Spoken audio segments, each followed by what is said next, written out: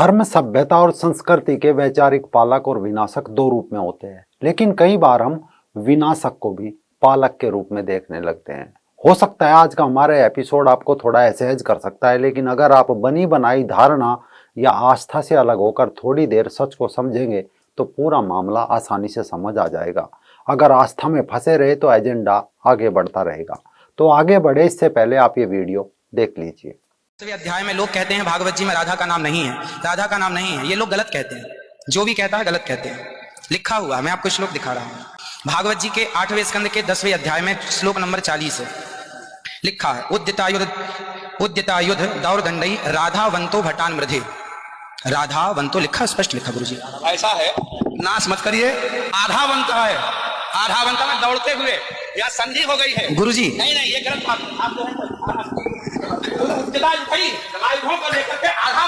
गुरुजी गुरुजी गुरुजी गुरुजी गुरुजी गुरुजी गुरुजी गुरुजी गुरुजी गुरुजी। हो सकता है आपने वीडियो कई बार देखा हो, लेकिन आस्थावश इग्नोर कर दिया हो, क्योंकि कथावाचक जी कह रहे हैं कि भागवत गीता में राधा नाम का उल्लेख है, जबकि एक श्लोक भी पढ़ते हैं। लेकिन पास बैठे उनके गुरुजी उन्हें डांटते हैं कि यह झूठ है, पूरी भागवत में राधा नाम का कहीं भी जिक्र नहीं है। कथावाचक झेप जाते हैं और फिर कथा शुरू हो जाती है। नमस्कार, मैं राजीव चौधरी।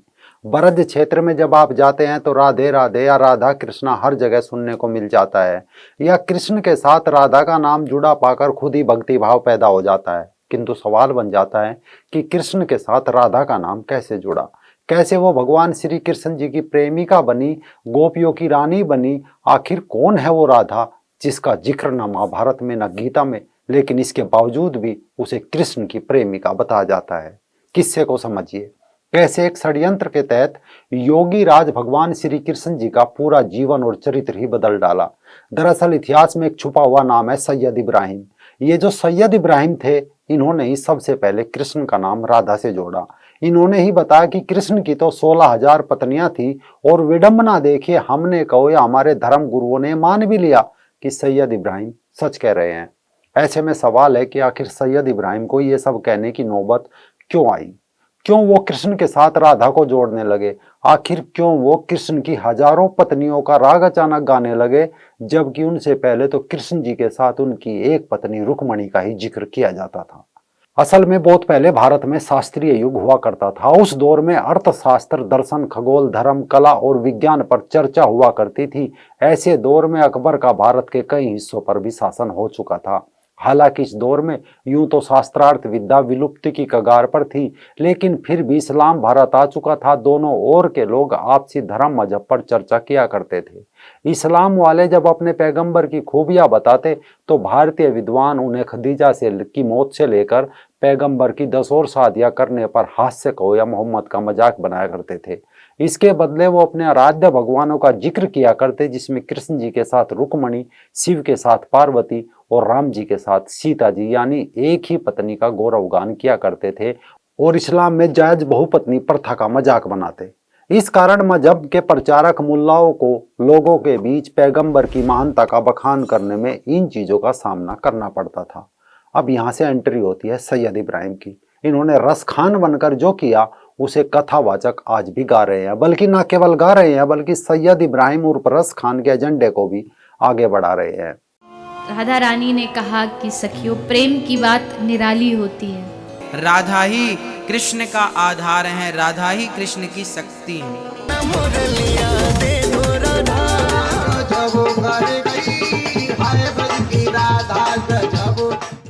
दरअसल अब इस किस्से को पूरा समझिए कि ये कैसे हुआ। शेरशाह सूरी से हार होने पर हुमायूं को कन्नौज के काजी सैयद अब्दुल गफूर ने अपने घर में शरण दी थी। इनके घर में हुमायूं काफी दिनों तक छिपे रहे। बाद में शेरशाह की मौत के बाद हुमायूं ने सैयद अब्दुल गफूर को खान की उपाधि दी। ये सैयद इब्राहिम और रस खान इन्हीं के बेटे पोते थे। इनका बाप हुमायूं की जी हजूरी किया करता था। हुमायूं के बाद जलालुद्दीन अकबर गद्दी पर बैठा तो सैयद इब्राहिम और रस खान अकबर की जी हजूरी करने लगा। अब कहानी कैसे बनाई गई और कैसे हमारे माइंड में सेट की गई, जरा वो भी सुन लीजिए। कि सैयद इब्राहिम उर्फ रस खान एक बार ब्रज पहुंचे। एक दिन वे कृष्ण दर्शन के लिए गोवर्धन गए। वहां मंदिर में प्रवेश करने लगे तो उन्हें इस्लामिक परिधान धारण किए हुए देखकर वहां धक्के मारकर भगा दिया। दुखी रसखान गोविंद कुंड के पास जाकर बैठ गए और 3 दिनों तक टकटकी लगाकर मंदिर की ओर देखते रहे। उनकी ये दशा देखकर भगवान प्रकट हुए, यानी एक मुल्ला को देखकर भगवान श्री कृष्ण जी प्रकट हो गए। विडंबना देखिए, अपने लाखों करोड़ों भक्तों के लिए कृष्ण प्रकट नहीं हुए, लेकिन एक मुल्ला निराश थे तो प्रकट हो गए। लेकिन कहानी बनाई गई कि भगवान के दर्शन पाते ही रसखान भक्ति रस में झूमने लगे। ब्रज के गोकुल और गोवर्धन इलाकों में उन्हें संत व महात्माओं का सानिध्य मिला और फिर वे वृंदावन स्थित वल्लभाचार्य के पुत्र अरुणी के उत्तराधिकारी गोस्वामी विठलनाथ जी की शरण में पहुंच गए। वृंदावन में दीक्षा लेने के बाद यहीं के होकर रह गए। बस फिर क्या था, भारतीय समाज धर्म भीरू है तो कहानी पर लोगों ने सवाल की बजाय विश्वास कर लिया।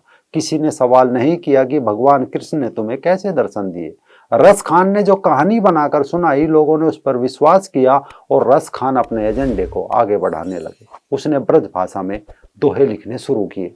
दोहे ऐसे कि प्रेम से भरे हुए, लोग मजे से सुनते, दूसरों को सुनाते। इनके दोहों में राधा नाम की एक प्रेमिका का जन्म हुआ, यानी कृष्ण जी की प्रेमिका का जन्म हो गया। कृष्ण जी से उसका मिलन होने लगा, विरह वेदना होने लगी, गोपियां होती, डांस होता, कृष्ण गोपियों के कपड़े चुराते, फिर उन्हें नग्न अवस्था में तालाब के बाहर बुलाते।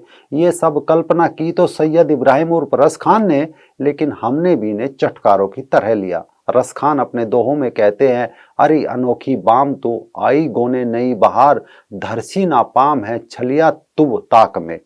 यानी इसमें रस खान कहते हैं कि अरे अनुपम सुंदरी, तुम नई नवेली गोना कराकर ब्रज में आई हो, क्या तुम्हें मोहन का चाल ढाल मालूम नहीं है?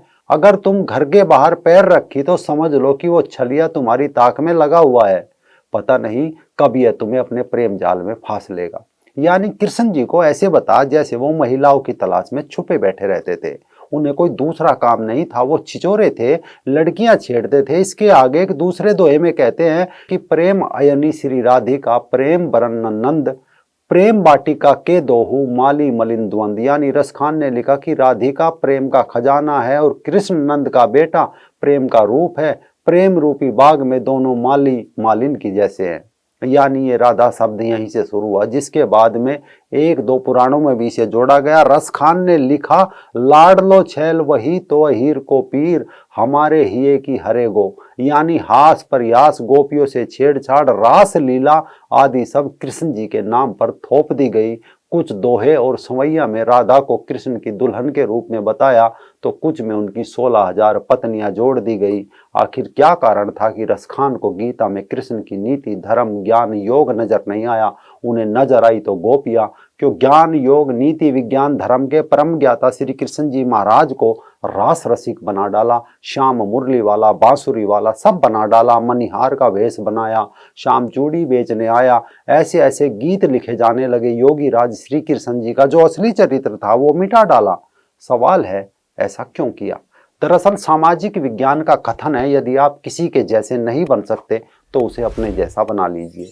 यूं तो पैगंबर कृष्ण जैसे नहीं हो सकते थे, पर कृष्ण के चरित्र को बिगाड़कर उसे उसके जैसा बना जा सकता है, ताकि धर्मांतरण करा जाए। कहा जाए कि मोहम्मद की 11 पत्नियां थी तो क्या हुआ, कृष्ण की तो हजारों थी। मोहम्मद अगर आयशा से प्रेम करते थे तो कृष्ण भी तो राधा से प्रेम करते थे।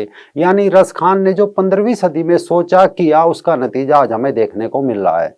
जबकि महाभारत ग्रंथ में राधा नाम का कोई नामो निशान तक नहीं है। इसके अलावा प्राचीन मंदिरों में कहीं भी कृष्ण के साथ राधा नहीं है।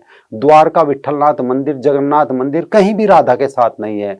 कृष्ण जी की मूर्ति मथुरा में जो राधा के साथ है, ज्यादातर वल्लभ संप्रदाय इस्कॉन के द्वारा बनाए हुए हैं। कैसे बनाए, अब यहाँ भी एक किस्सा है। कहते हैं समय के साथ रस खान के दोहे इतिहास की गर्त में चले गए, लेकिन सन 1891 में हिंदी के एक लेखक नाटककार किशोरीलाल गोस्वामी जी थे।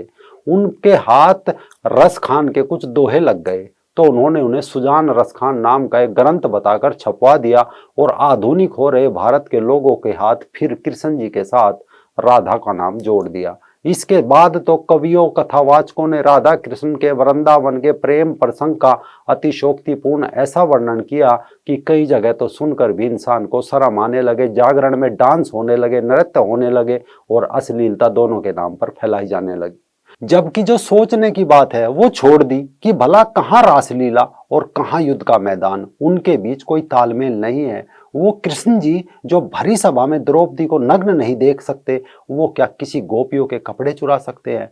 खुद नारी जाति का शोषण करने के लिए योगी राज के महान चरित्र को रासलीला से जोड़कर कलंकित करने का प्रयास किया, ताकि कोई उनके पैगंबर पर उंगली ना उठा सके।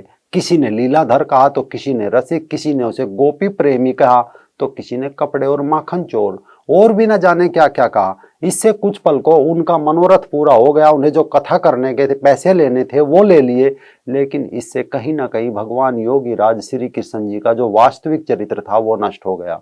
आज भी ये कथावाचक, टीवी सीरियल वाले, बॉलीवुड वाले सब मिलकर कृष्ण के साथ राधा और गोपियां ये सब जोड़कर सैयद इब्राहिम यानी रस खान का काम ही आगे बढ़ा रहे हैं, क्योंकि धर्म, नीति, ज्ञान, योग का संदेश देने वाले श्री कृष्ण जी इनकी समझ और बुद्धि से बाहर है। तो सवाल बन जाता है कि यदि रस खान इतने ही बड़े कृष्ण जी के भगत थे तो क्यों उन्होंने मुल्लापन नहीं छोड़ा, वो इस्लाम छोड़कर हिंदू क्यों नहीं बने? कमेंट बॉक्स में अपनी राय जरूर दीजिए। वीडियो अगर आपको सही लगा हो तो अपने कुछ ग्रुप्स में शेयर जरूर करें।